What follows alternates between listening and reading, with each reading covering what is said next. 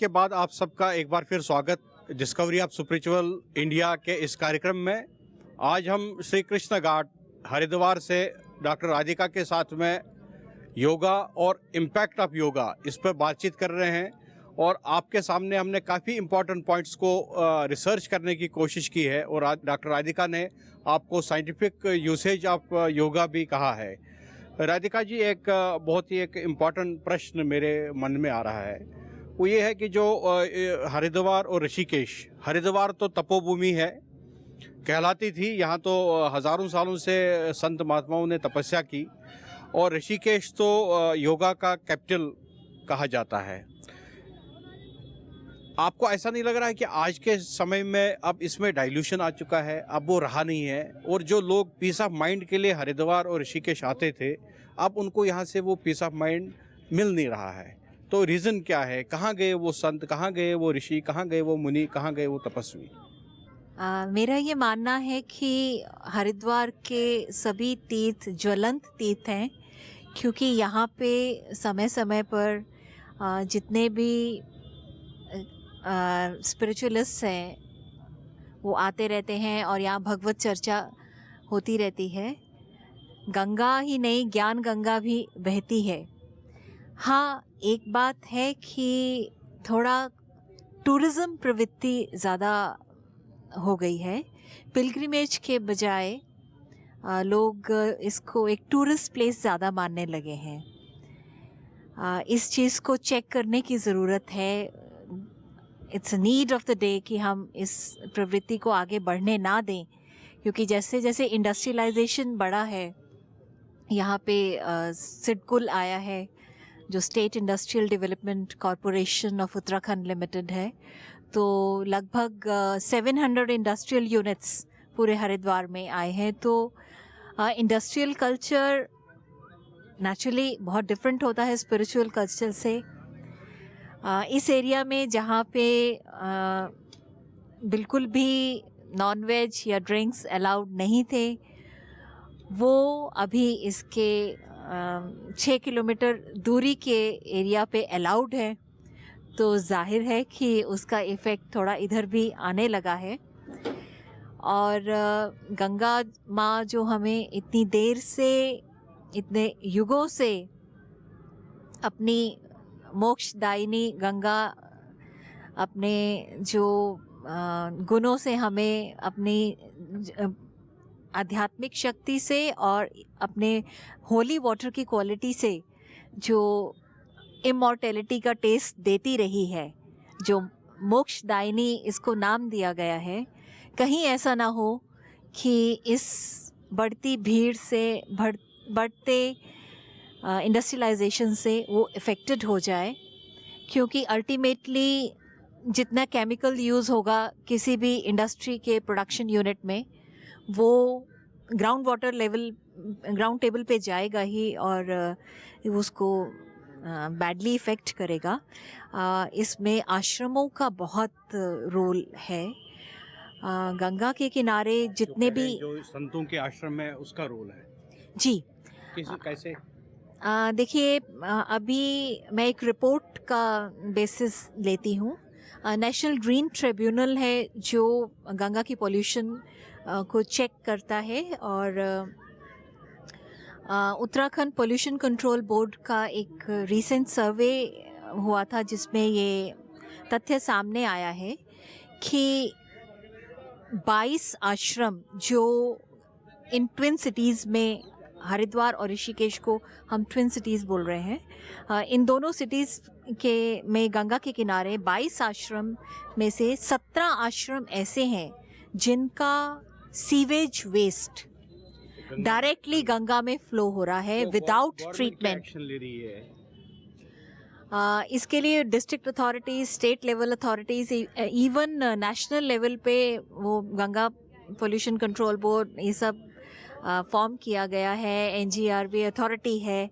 लेकिन कहीं ना कहीं मुझे ये लगता है कि सरकार के दबाव से पहले यहाँ के संतों को, यहाँ के लोगों को खुद रियलाइज करना होगा कि मैं गंगा को कैसे प्रिजर्व करूं, तो मैं और इसके लिए अवेयरनेस। अगर आप अलाउ करें तो हम हरिद्वार से जो वरिष्ठ पत्रकार है सुनील पांडे जी, उनको भी इस चर्चा में मैं इनवाइट करना चाहता हूं, ताकि वो काफ़ी समय से इस चीज़ पर लिखते आ रहे हैं। जी, उनके बहुत। भी व्यूज़ हम जानेंगे कि क्या वजह है, कौन इसके लिए रिस्पॉन्सिबल है। अभी हमारे साथ में हरिद्वार से वरिष्ठ पत्रकार सुनील पांडे जी हमारे साथ जुड़ चुके हैं, और जैसे राधिका जी ने, डॉक्टर राधिका ने बहुत एक इम्पॉर्टेंट पॉइंट उठाया है कि वो यहाँ के जो आश्रम हैं, आश्रमों से जो सीवेज है उसमें से 14 आश्रम आपने कहे कि 17 आश्रम ऐसे हैं जिनका सीवेज गंगा में डायरेक्टली जाता है। और अब ये इसके लिए रिस्पॉन्सिबिलिटी किसकी है? सेंट्रल गवर्नमेंट तो करोड़ों रुपए का बजट बनाकर रखी हुई है, स्टेट गवर्नमेंट के अपने प्रोजेक्ट्स हैं, सीवेज के यहाँ पर प्लांट्स बनाए गए, वो भी मैंने सुना है कि वो गंगा के किनारे पर ही बनाए गए, उनको खेतों में दूर नहीं बनाया गया, गंगा के बस तट पर ही बनाए गए सभी। तो सुनील जी, आप ये बताइए कि who is responsible for this type of activity? ये स्टेट गवर्नमेंट की रिस्पॉन्सिबिलिटी है, सेंट्रल गवर्नमेंट की रिस्पॉन्सिबिलिटी? हम चला रहे हैं इंटरनेशनल लेवल पर कि गंगा को हमें निर्मल बनाना है, गंगा को निर्मल बनाने के लिए हम अरबों रुपए का बजट लगा रहे हैं। एक वाटर रिसोर्स मिनिस्ट्री को अलग से बनाया गया है, और गंगा रिजन्युएशन का एक अलग से पोर्टफोलियो अभी सेंट्रल गवर्नमेंट ने उमा भारती जी को दिया है। तो आपके क्या विचार है, हु इज़ रिस्पॉन्सिबल, किसकी रिस्पॉन्सिबिलिटी, और कैसे ये ठीक हो सकता है? देखिए, जो जिम्मेदारी है वो हम सबकी है, क्योंकि जो आश्रम है हरिद्वार में, हरिद्वार दो लोग, गंगा के साथ साथ हरिद्वार दो लोगों के लिए जानी जाती है, एक संतों के लिए, एक यहाँ के तीर्थ पुरोहितों के लिए, और गंगा के लिए। और गंगा तो है ही। गंगा की जो पहचान है, अपनी अलग पहचान है उसकी, वैदिक सभ्यता के ज़माने से अब तक चली आ रही है, गंगा सदियों से चली आ रही है। और गंगा तीर्थ पे जो गंगा है, गंगा में तीर्थ में कहते हैं कि गंगा के तीर्थ में जो संत रहते हैं और जो तीर्थ पुरोहित रहते हैं, उनकी मुख्य जिम्मेदारी होती है, क्योंकि वो गंगा के एक तरह से संवाहक है, गंगा के राजदूत हैं। और उन लोगों ने ही गंगा के प्रति जो है जो रवैया अपनाया है कि गैर जिम्मेदाराना उनका रवैया है कि गंगा जो है सब माई ठीक कर देगी, गंगा का पानी इसमें कुछ डाल दो वो ठीक कर देगी। यानी गंगा जी में जब अस्थि विसर्जन होता है उसमें कपड़े डाल देते हैं, है जी, जो राख लाते हैं वो डाल देते हैं, और जो कच्ची लकड़ी, अज्जली लकड़ी वहाँ पर कर देते हैं। बहुत सी जगह देखने में आया कि अज्जली लाशें वहाँ पर डाल दी जाती हैं, जिनसे प्रदूषण होता है। और दूसरा, संत लोग जो हैं वो अपने शवों को जो है दफनाते नहीं हैं, ना उनका संस्कार होता है। तो जो सन्यासी संत हैं, 10 नाम सन्यासी परंपरा के संत हैं, उनके शवों को जो है गंगा जी में जल समाधि दे दी जाती है। तो वो जो है, क्योंकि पहले गंगा का जो पहले दी जाती थी, पहले संख्या कम थी, आबादी का दबाव कम था, परंतु अब धीरे धीरे संतों की आबादी बढ़ रही है और लोगों की आबादी बढ़ रही है, तो और गंगा जी का जो प्रवाह है वो कम हुआ है। ऊपर पेड़ कटे हैं जंगल में, गंगा जी के जो तट पेड़ कटे हैं, उससे गंगा जी का जो प्रवाह है, गंगा जी में जल की जो मात्रा है वो कम हुई है। तो उसके कारण क्या हो रहा है कि अब पानी की मात्रा कम हो गई, आबादी का दबाव बढ़ा है, तो उससे जो शव है वो गंगा जी में सड़ रहे हैं, उससे प्रदूषण फैल रहा है। तो एक सबसे पहली और दूसरा जो गंगा के किनारे आश्रम बनाने की लगातार होड़ पे होड़ हो रही है कि गंगा किनारे आश्रम हो तो उनके भक्त आएंगे, तो भक्त गंगा किनारे आश्रम होगा तो ज़्यादा उन पर चढ़ाव चढ़ेगा, तो ज़्यादा उनका जो है आश्रम में धन संपदा इकट्ठी होगी। तो वो संत भी जो है भौतिकवाद की तरफ भाग रहे हैं। उस भौतिकवाद की तरफ भागने में उन्होंने गंगा जी के जो आध्यात्मिक स्वरूप है उससे उनका जो कटाव हो गया है, उससे उनकी दूरी बन गई है। और उनका जो अभी राधिका जी ने कहा, बिल्कुल सही कहा, जो उन्होंने रिसर्च है कि 17 आश्रमों का जो जल है वो जा रहा है, वो गंगा किनारे बिल्कुल आश्रम है वो। तो 17 आश्रमों को एक्शन कौन लेगा? अब 17 आश्रमों में उन आश्रमों, स्टेट गवर्नमेंट की रिस्पांसिबिलिटी उसमें जो है सबसे बड़ी जिम्मेदार तो मैं मानता हूँ उन आश्रमों को, जो गंगा जी के नाम पे, अध्यात्म के नाम पे अपनी दुकानदारी चला रहे हैं, अपना पूरा कारोबार चला रहे हैं। नंबर एक तो उनकी जिम्मेदारी है कि उनको खुद इसमें सुधार करना चाहिए, क्योंकि गंगा जी के प्रति वो गंगा जी का पूरा देश में, दुनिया में संदेश देते हैं। एक दूसरा जो प्रशासन है, क्योंकि वो संतों के दबाव में रहता है, कुंभ मेला आता है, कुंभ मेले में दबाव में रहता है, तो उस प्रशासन को इनसे संतों के दबाव से ऊपर उठना पड़ेगा और उसको जो है इनके खिलाफ कठोर कार्रवाई करनी चाहिए। जो कार्रवाई जो और लोगों के लिए करते हैं, वो कारखानों के लिए करते हैं, वही कानून, वही नियम, वही कार्रवाई इनके खिलाफ उनको करनी चाहिए। और सेंट्रल गवर्नमेंट को भी इस बारे में नमामि गंगा योजना मोदी जी ने बनाई है, उमा भारती को, जो खुद सन्यासी हैं, खुद साध्वी हैं, उनकी जिम्मेदारी है कि वो इन आश्रमों को पहले समझाएं, नहीं मानते तो उनके खिलाफ उसी तरह कड़ी कार्रवाई करें जैसे वो और कल कारखानों के खिलाफ कार्रवाई कर रही है। तो राधिका जी, जो भी है सेंट्रल गवर्नमेंट में अलग से मिनिस्ट्री बनाई गई है, तो क्या आपको लगता है कि कुछ एक्टिविटीज़ यहाँ पर कुछ शुरू हुई है आपके सामने में? आप 1 साल से यहाँ देख रही हो, 1 साल तो हो गए सेंट्रल गवर्नमेंट के, तो कौन कौन से स्कीमें यहाँ पर इम्प्लीमेंट की गई है?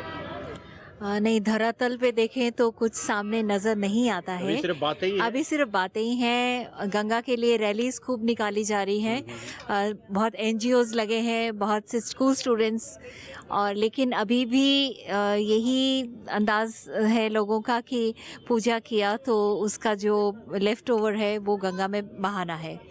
तो और गंगा में बहाइए जो डिग्रेडेबल है, लेकिन बायो जो खुद से अपने आप डिकम्पोज हो रहा है उसको बहाना तो कोई आपत्ति नहीं है।